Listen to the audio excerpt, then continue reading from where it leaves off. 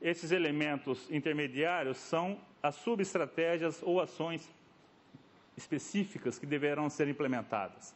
Então, no caso da obtenção do etanol de lignocilulose, por exemplo, o foco nosso vai ser na rota enzimática. Para isso, nós teremos que desenvolver um conjunto de insumos e processos, que são as enzimas, os fungos, as bactérias e outros elementos catalisadores para a produção de energia, e sempre sem perder de vista o conceito de biorefinaria, que é o que deverá surgir nos próximos 20 a 30 anos. Em termos de utilização de coprodutos, os farelos, o uso da glicerina e outros subprodutos do negócio de biodiesel, o uso de subprodutos da indústria de carvão para a produção de biofertilizantes e biopesticidas, e utilização de resíduos e coprodutos da produção de etanol de primeira e segunda geração, novas alternativas para isso. No longo prazo, nós temos 3 grandes estratégias no horizonte de 2023, que é o desenvolvimento de sistemas de produção inovadores e novas matérias-primas que tenham características superiores para a produção de energia, o desenvolvimento de zoneamento e avaliação dos impactos econômicos, sociais e ambientais para a identificação justamente das áreas onde o negócio da agroenergia pode ser mais competitivo e sustentável, e o desenvolvimento de tecnologias e sistemas de produção para a utilização de áreas degradadas. Na verdade, o melhor seria áreas subutilizadas para a produção de energia. Já foi mencionado aqui o caso das áreas de pastagem de baixo rendimento. Bem, essas são as 5 plataformas de agroenergia que a Embrapa está desenvolvendo atualmente. 4 delas já estão em andamento, e essa 5ª está sendo, que se refere a etanol lignocelulósico, está sendo organizada. Eu vou apresentar rapidamente cada uma delas. Cada plataforma ela é composta por uma série bastante grande de projetos, e eu vou apresentar somente o projeto principal, ou o maior projeto dentro de cada uma delas, que caracteriza o esforço de P&D. Todas essas plataformas ela têm algumas características em comum, e é relevante mencioná-las. A primeira característica é que os assuntos tratados têm relevância nacional. Então, o foco é a nação. A segunda característica é que são trabalhos em rede multi-institucionais. Então, nós falamos do trabalho da Embrapa, na verdade, não é o trabalho da Embrapa, ou não é só da Embrapa. Existe todo um sistema cooperativo de pesquisa agropecuária brasileiro que envolve empresas estaduais, universidades, institutos de pesquisa que trabalham de forma coordenada para atingimento dos objetivos dessas redes. Uma outra questão é o approach. Nós temos sempre uma abordagem multidisciplinar e utilizamos intensivamente recursos, seja em termos de número de cientistas, dos recursos financeiros e de infraestrutura. Todos esses projetos têm sempre 3 componentes, como disse, abordagem de cadeia: desenvolvimento de tecnologia agrícola, tecnologia industrial e os estudos transversais. O primeiro destes projetos é o que trata da tecnologia de produção de biodiesel. Esses são os componentes principais desse projeto. Nós temos um dos componentes melhoria dos sistemas de produção dessas matérias-primas para a produção de biodiesel, a melhoria da tecnologia de produção para a produção de biodiesel e também para aproveitamento de coprodutos, a questão do zoneamento agroclimático para a produção dessas matérias-primas e os estudos de impacto socioeconômicos ambientais. Como todo projeto, ele tem um componente de gestão, porque essas redes são bastante complexas. Aqui embaixo, vocês vão poder notar as características ou o tamanho dessas redes.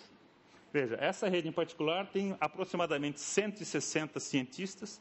Para cada cientista, você adiciona 3 ou 4 pessoas de apoio, né? E aqui quais são as instituições que participam. Então, nesse caso em particular, nós temos 15 unidades da Embrapa, 9 universidades e 5 outros institutos, entre outros parceiros. Um segundo projeto, ou plataforma, trata de cana-de-açúcar. Nesse caso, os componentes são o desenvolvimento de cana geneticamente modificada para tolerância a estresses bióticos e abióticos, a questão de desenvolvimento de tecnologias para fixação biológica de nitrogênio, para termos o mesmo sucesso que temos hoje na soja. Nós já conseguimos substituir 30% das necessidades da planta por fixação biológica, queremos chegar, evidentemente, a 100%. O desenvolvimento de modelagem desses sistemas de produção e a medida dos impactos socioeconômicos e ambientais. O produto final do projeto, evidentemente, são sistemas de produção sustentáveis para a cana. E aqui embaixo nós temos as características desse projeto.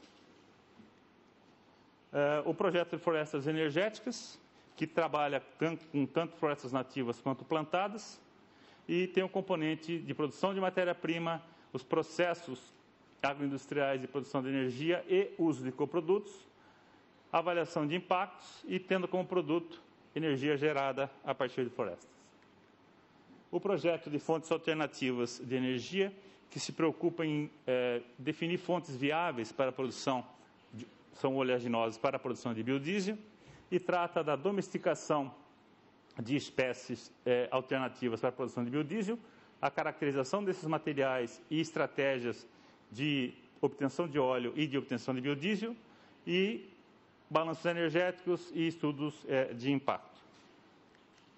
Por último, a plataforma de etanol lignocelulósico, que, como eu disse, está sendo organizada, ela tem como componentes a caracterização e seleção da biomassa lignocelulósica com características mais adequadas à produção de etanol, a seleção e prospecção de micro-organismos que farão o trabalho de produção de enzimas ou de fermentação de pentoses e exoses durante o processo produtivo, utilização de ferramentas moleculares para melhoria tanto dos micro-organismos quanto das matérias-primas em relação às suas características de processo e, juntando todos os elementos, os processos de conversão que deverão propiciar a produção de etanol de forma sustentável.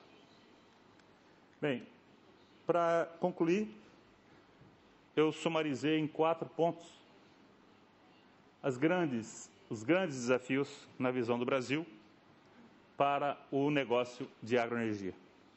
Um grande elemento é a questão das variedades de matéria-prima com produtividade crescente para viabilizar o negócio.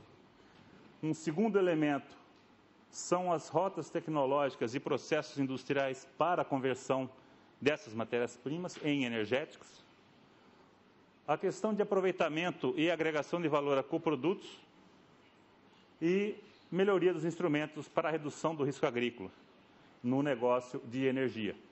Aí uso intensivo de monitoramento por satélite, zoneamento, previsão, controle de peças de doenças, de pragas e doenças, entre outros aspectos. Eu coloquei, por último, um aspecto que normalmente não é considerado, ou não é considerado com a relevância que merece, que é a questão da gestão do processo de P&D. Nós estamos caminhando para redes altamente complexas e temas complexos.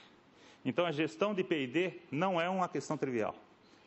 Então, tratar de assuntos como integração de esforços, formação de redes, a alocação de recursos, o compartilhamento do uso de recursos para atender as necessidades de P&D e o estabelecimento de parcerias público-privadas não são assuntos triviais. Era isso que eu tinha a dizer, agradeço a oportunidade e fico à disposição para as dúvidas.